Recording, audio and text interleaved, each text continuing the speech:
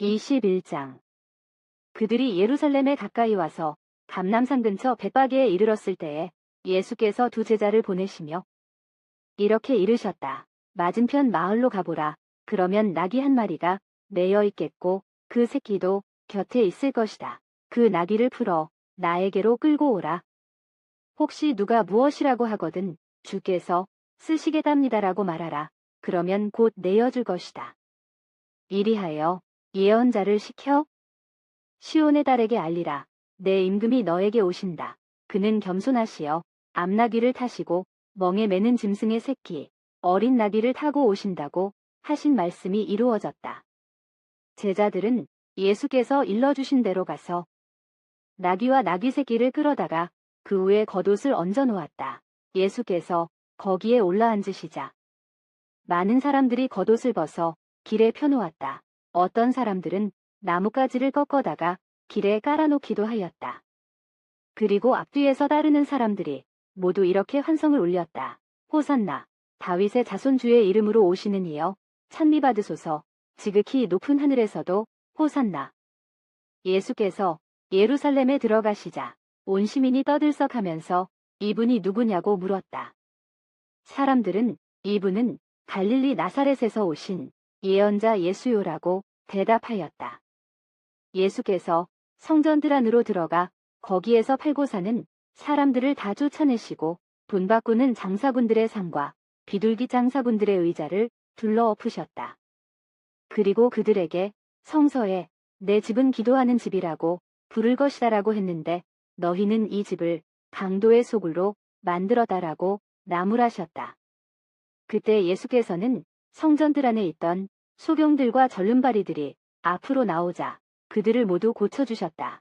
대제사장들과 율법학자들은 예수께서 행하신 여러 가지 놀라운 일이며 성전들에서 호산나, 다윗의 자손이라고 외치는 아이들을 보고 화가 치밀어서 예수께 이 아이들이 하는 말이 들립니까고 물었다.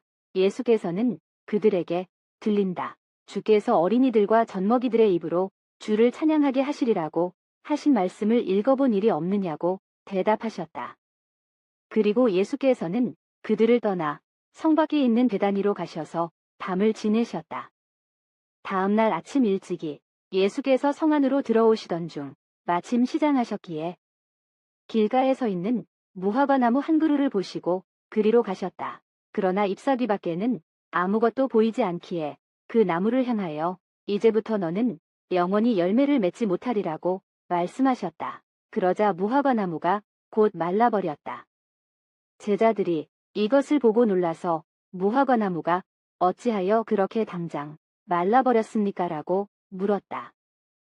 예수께서 이렇게 말씀하셨다. 나는 분명히 말한다. 너희가 의심하지 않고 믿는다면 이 무화과 나무에게 한 일만 할 수 있을 뿐 아니라 그보다 더 큰 일을 할 수 있을 것이다. 이 산더러 번쩍 떠서 바다에 빠져라고 하더라도 그대로 될 것이다. 또 너희가 기도할 때에 믿고 구하는 것은 무엇이든지 다 받을 것이다.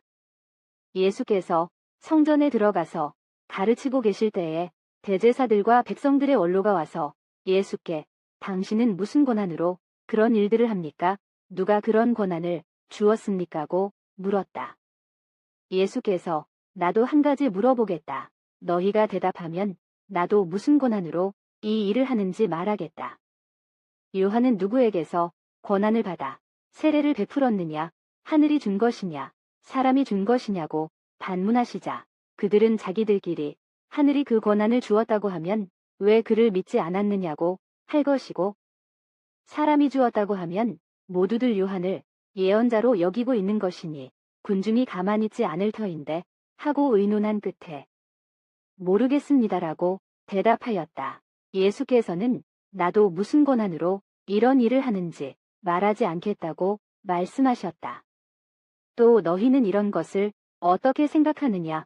어떤 사람이 두 아들을 두었는데 먼저 맏아들에게 가서 애야, 너 오늘 포도원에 가서 일을 하라고 일렀다.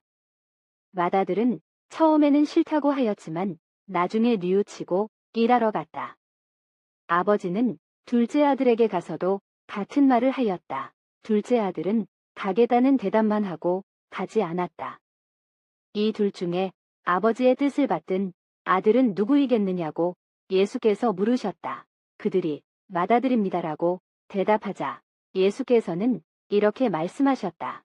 나는 분명히 말한다. 세리와 창녀들이 너희보다 먼저 하나님의 나라로 들어가고 있다. 사실 요한이 너희를 찾아와서 옳다른 길을 가르쳐 줄 때에 너희는 그의 말을 믿지 않았지만 세리와 창녀들은 믿었다. 너희는 그것을 보고도 끝내 뉘우치지 않고 그를 믿지 않았다. 또 다른 비유를 들겠다. 어떤 지주가 포도원을 하나 만들고 울타리를 둘러치고는 그 안에 포도즙을 짜는 큰 확을 파고 망대를 세웠다. 그리고는 그것을 소작인들에게 도지를 주고 멀리 떠나갔다. 포도철이 되자 그는 도조를 받아오라고 종들을 보냈다. 그런데 소작인들은 그 종들을 붙잡아 하나는 때려주고 하나는 죽이고 하나는 돌로 쳐 죽였다. 지주는 더 많은 종들을 다시 보냈다. 소작인들은 이번에도 그들에게 똑같은 짓을 했다.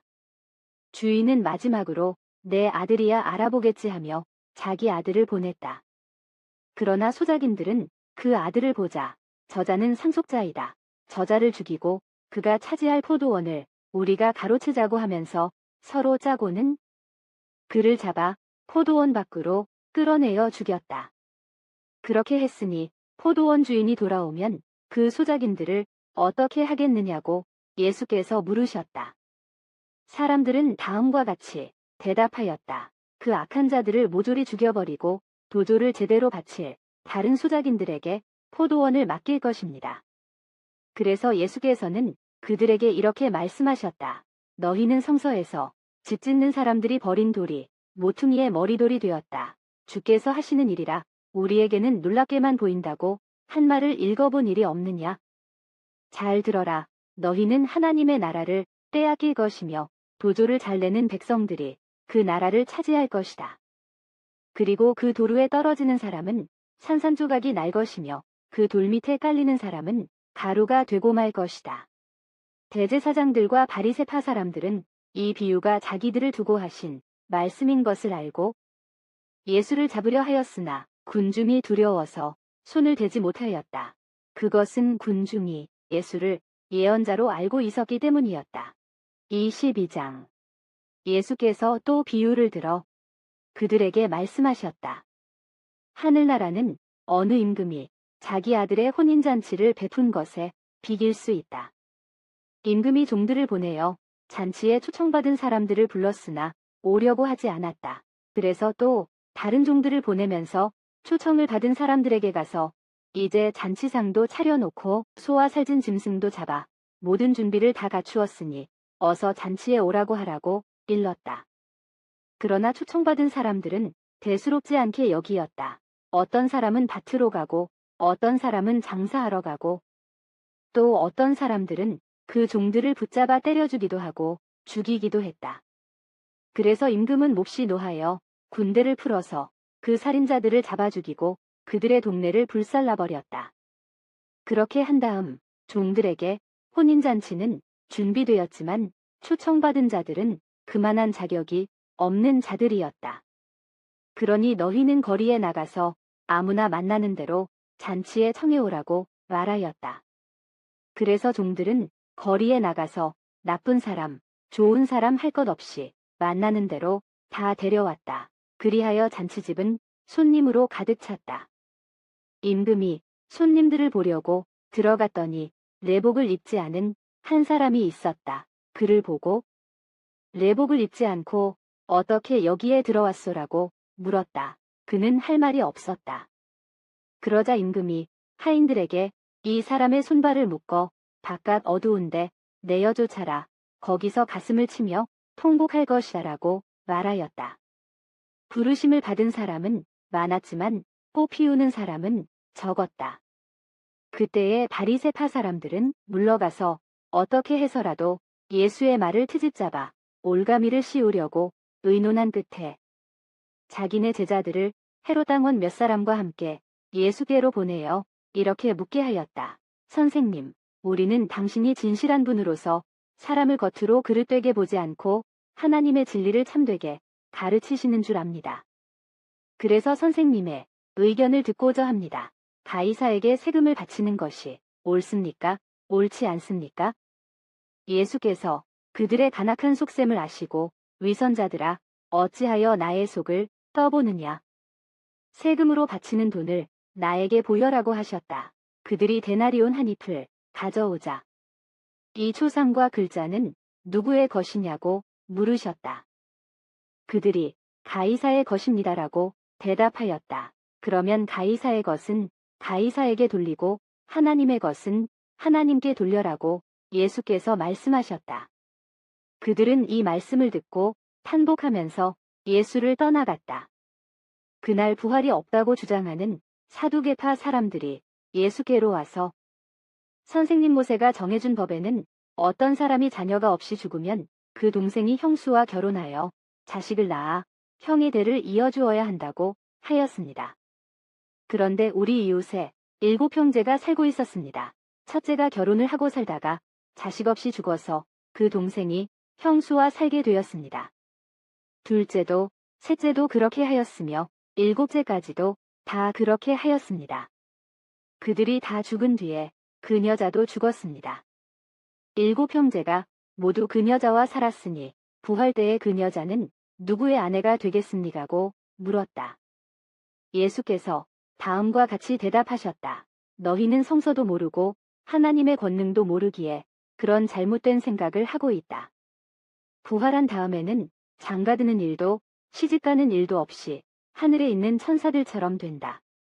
죽은 사람의 부활에 대하여 하나님께서 너희에게 하신 말씀을 아직 읽어본 일이 없느냐? 나는 아브라함의 하나님이요, 이삭의 하나님이요, 야곱의 하나님이다라고 하시지 않았느냐? 이 말씀은 하나님께서 죽은 사람들의 하나님이 아니라 살아있는 사람들의 하나님이라는 뜻이다. 이 말씀을 들은 군중은 예수의 가르치심에 감탄하였다.